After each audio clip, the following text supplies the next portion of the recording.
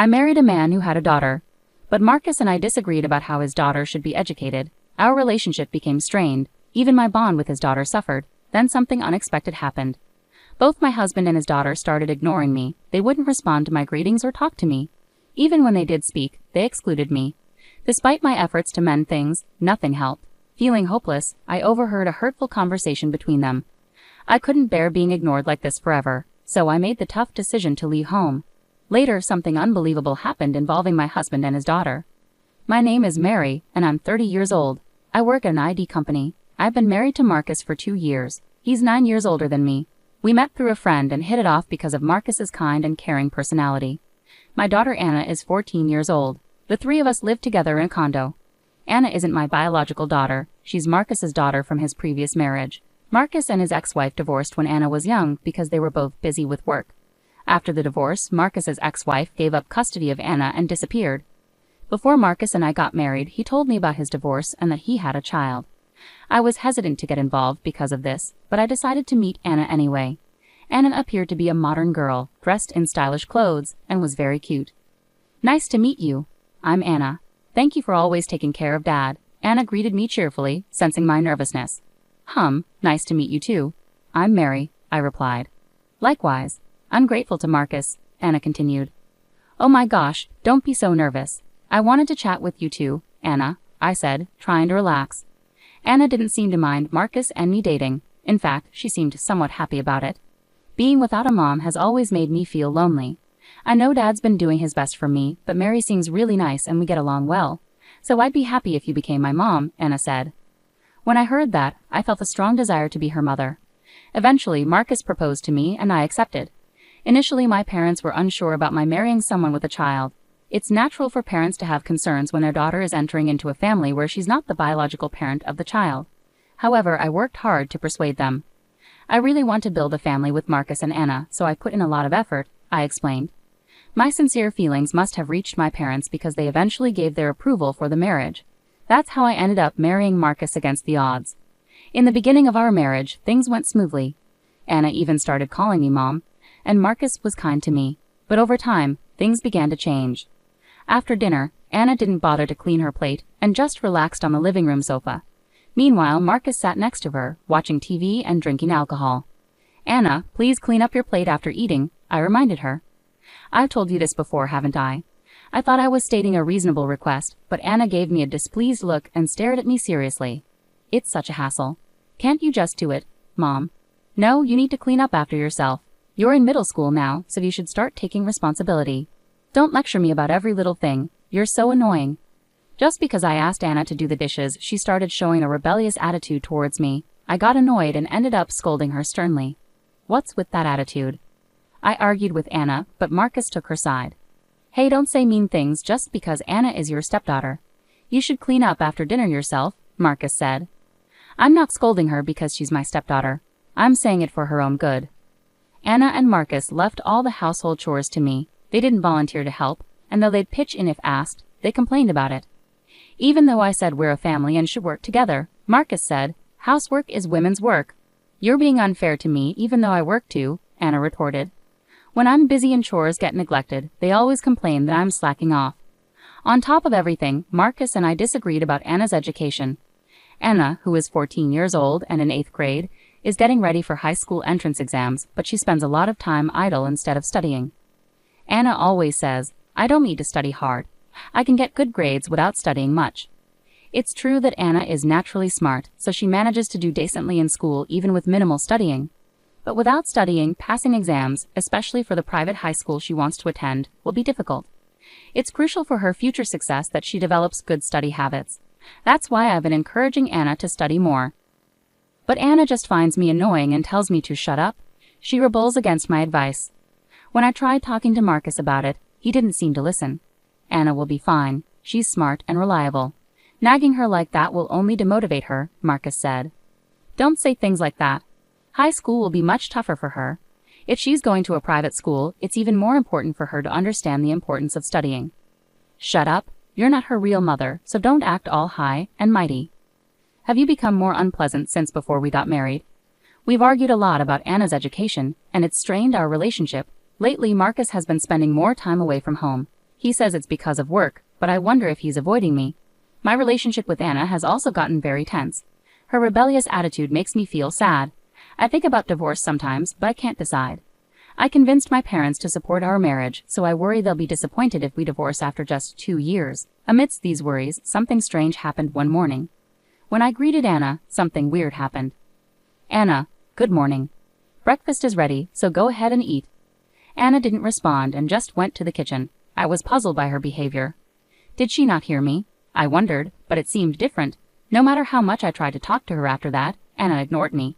Even when I said, "Have a good day," as she left for school, or "Welcome back," when she came home, she acted as if I didn't exist at all. Confused and worried, I turned to Marcus as soon as he came home from work. "Hey Marcus, I need to talk to you about something concerning Anna." But to my surprise, Marcus didn't respond to me either. Marcus? Wait, why aren't you answering me? I tried desperately to talk to him even through dinner, but both Marcus and Anna stayed silent, retreating to their rooms without saying a word. From that point on, they completely ignored me. No matter how hard I tried to engage with them, they wouldn't acknowledge me. Even when I tried to join their conversations, they acted as though I wasn't there. I took on all the household chores and tried to get their attention by making their favorite meals, but nothing seemed to work. Doing everything alone while also working slowly wore me down. On weekends, Marcus and Anna started going out to eat together more often, leaving me behind. Despite us being a family, I felt completely excluded, and it hurt me deeply. How did things come to this? There had been tension lately, but being treated like this was unbearable. I couldn't understand why they had suddenly started ignoring me. Every attempt I made to talk to them was met with silence, and it felt like my heart was breaking. Then one day, a phone call left me astonished. When I came home from work, Marcus and Anna were chatting. Anna said something that shocked me. "Mom is so naive, lol," making a disrespectful comment about me. She proudly said, "We ignored her on purpose, and it worked. Dad and I just acted like she wasn't there, and she ended up doing all the chores without a fuss. We should have ignored her sooner." Dad agreed, plus she's earning our living and keeping the house in order. She used to be cheeky, but lately she's been quieter and more helpful. It's really working out well, lol. I'm starting high school soon and need money, so Mom will have to work harder. Lol. Life is so comfortable now that we're just ignoring her. Lol.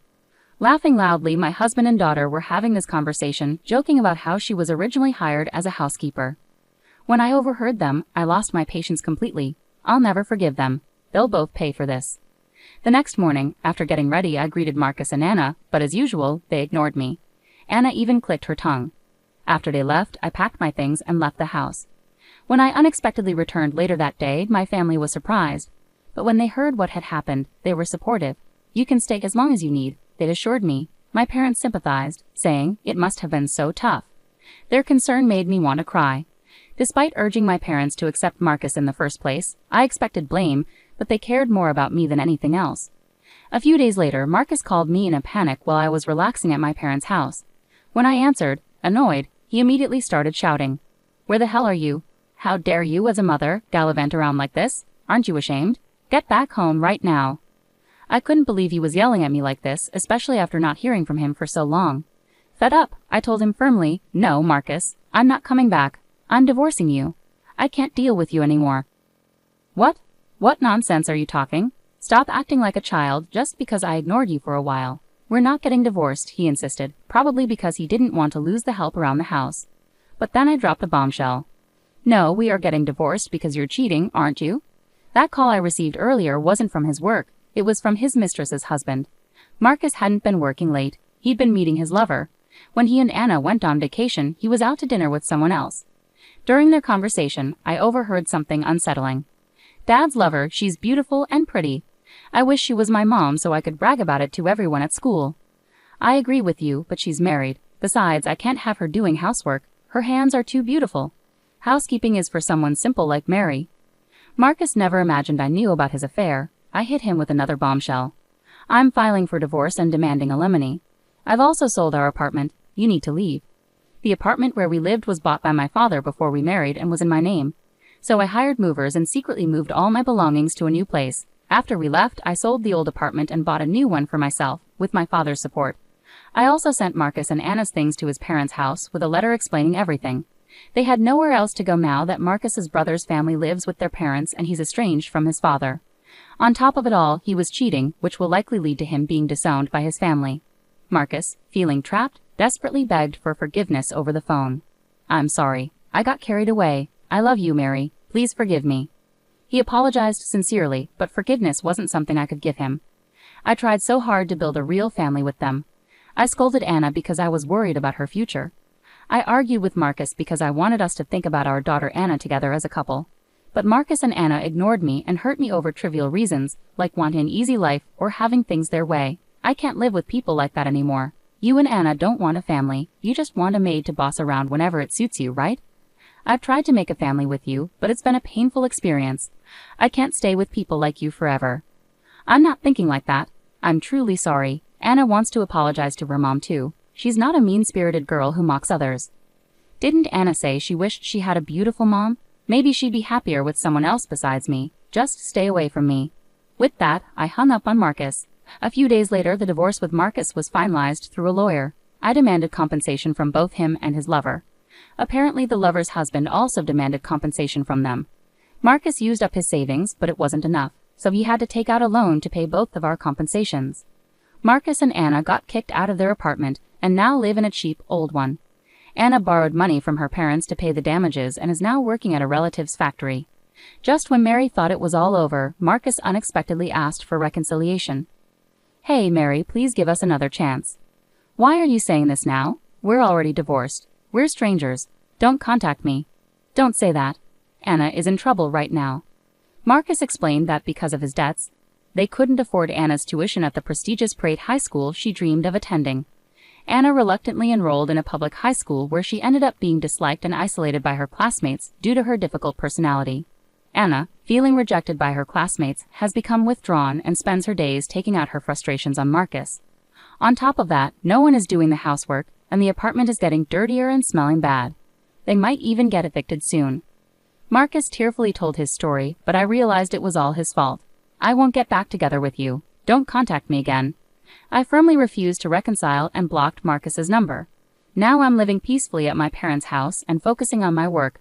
After everything that happened with my family, I'm not thinking about marriage for a while.